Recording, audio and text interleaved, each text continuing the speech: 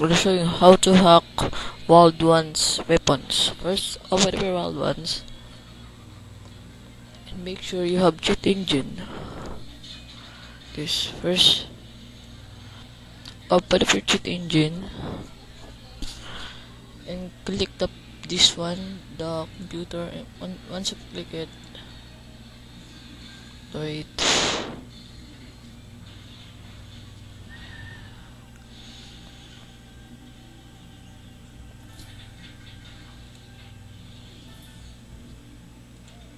Click it should be like this. First, open up a process. Gonna click the first one. If you click that, click OK and find another process. Open. Once you check that, you wanna go to your Wild Ones. Go to practice. Now go to any maps. Any maps. Now click play. Now pick a weapon. I'm gonna choose the grenade. You may not choose this usual because it's 99. Gonna pick the grenade. The grenade is 60.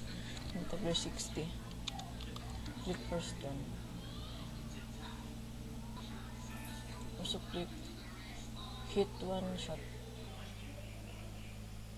Now it's 15 right to 59. Click next gun. Once you've been done like that, just click it. Make sure it's one address left. I'll click and right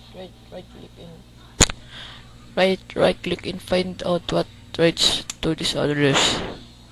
Click yes and hit again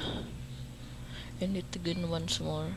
Once it should be like this, and click show discharge number, tools, auto assemble, code injection, okay, and tap there 99.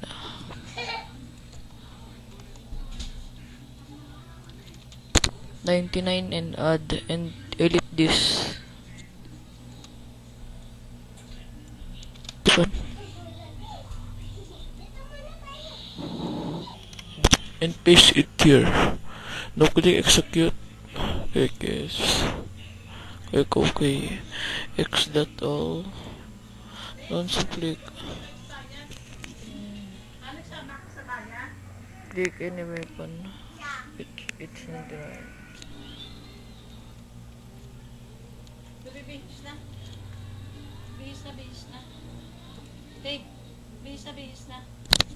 Kuya.